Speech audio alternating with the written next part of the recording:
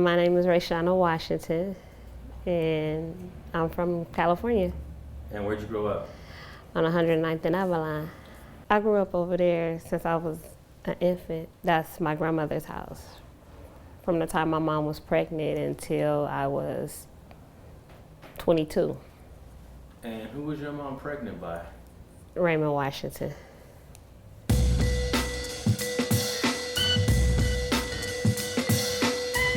I didn't meet my grandmother until I was 16, and the reason why, my dad was murdered when my mom was 5 months pregnant with me.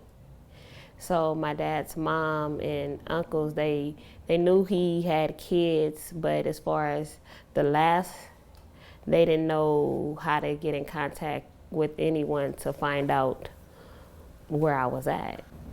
My mama was 15, and my dad was 25. And I guess it was okay back then, but the way my dad was murdered, I guess my grandmother just really kept my mom in hiding. I was at school, at Locke High School, and Batman came up there and did a semi-seminar on gangs, talking about Raymond, my dad, Tookie, himself, and quite a few other people, you know, but he kept mentioning Raymond, he was this, he was that. I went and introduced myself to him and told him the person that you're talking about, Raymond, is my dad. And he looked at me and he said, "What's your name?" And I told him, Rayshana. And he said, "Your mama name is Tammy?" And I said, "Yes." She don't really talk about my dad. Do you ask? I asked. Do you press? No. And the reason why, my mama got shot in the head. So, and the bush shots are still in there, so I don't really too much press her about certain stuff. And why do you think she doesn't just freely talk about it? It's a lot of stuff she don't remember because of her being shot in the head. If I'm not mistaken, my grandmother is 86, because her birthday and my dad's birthday is a day apart. So if I'm not mistaken, she's 86, and she always tell me my dad was one of the sweetest persons. You know, what the media try to put out there, you know, say he was a menace to society. What he brought home, that's what she never seen, that side of him. You know, she always seen the sweet side, that person that's helping out, helping in the house, helping in the yard, just being a helpful son. You know, so whatever he was doing out in the streets, he never brought home to her. He never did in front of her. I always see he was a menace to society. He created the Crips or the Crips, or, you know, he was just a bad person, period. I never seen anything good spoken about my father. I'm gonna be honest, sometimes I be wanting to call these producers up and go off. Because at the end of the day, that's my father you're talking about, and you only going by what you done heard. But have you really reached out to my grandmother? Have you reached out to any of his kids?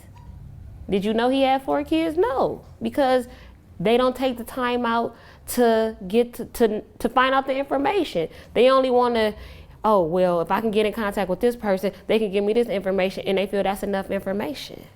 So how do you feel that your mom's memory is not that sharp, your grandmother's 86 years old, her memory's not that sharp, and all this information that you're trying to learn about your dad is coming through like a clouded lens? It pisses me off. It really pisses me off, and I'm being so honest. And the reason why it pisses me off, because here it is, me growing up, I didn't have a father figure. I wanted that person, whereas me growing up, I wanted to be able, when I fell, my daddy would lift me up and say, "Baby girl, it's gonna be okay." Or when I had a bad day at school, I can go talk to my daddy. I didn't have that because he was murdered. So here it is that I had to go out and basically let the streets raise me. I had to learn stuff on my own. And I'm still learning stuff, you know, about my dad. I'm tired of hearing the stories of, your daddy used to chase me home from school. I don't want to hear that story anymore. I want to hear how was it when my daddy was in the house, when he was sitting down starting to write his book, or what he was thinking about on a day-to-day basis. But I guess the people that really knew him the most, they're in jail or they're dead. You've met a lot of old timers in the lot. In the last 10 years. You've met a lot of old timers. Yes. And have you picked their brain? I do try to pick their brain, and some of them, you know, they get teary-eyed when, you know, start speaking about my dad. So when I see that it's starting to bother them, I just, you know, I stop, because I see that my dad meant a lot to a lot of people, you know. And I wish I had the chance to just be able to hear his voice. No one has any footage of your dad? None whatsoever. No audio recordings of your dad? Not that I know of. We do have his handwriting, though. We do. We really do. And have you went through all of his letters that... I have seen the letters. My uncle does have them, and he has very nice penmanship. He did, you know, but the one thing that I would just love to hear is his voice. There's a very interesting artifact that I think a lot of people would like to look at, hold it, and touch it. What am I talking about, and have you had a chance to look at it? You're talking about my dad's original California ID. And yes, I have been able to touch it, and, you know, and my uncle has it. He has it. What was it like looking at that when did you first see it, and what was that like? I seen it a couple of years ago, and it brought tears to my eyes, and it still does, because that's his original driver's license, his original handwriting, everything, like, you know. And it was like, wow, this is my dad. This is his handwriting. This is, even though it's just a piece of paper, that meant a lot to me. I mean, your dad was in the streets, and usually the street code is you win some and you lose some, and you just gotta, you know, chalk it to the game. But then there's another side, like, you know, that's my family. You know, I want justice. Where do you stand in that? I want justice.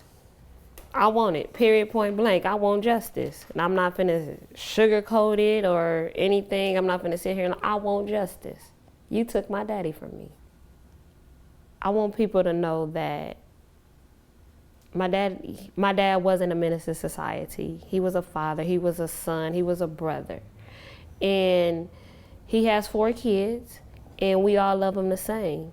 I don't care how people may say it, you know, slander his name. At the end of the day, that's still our father.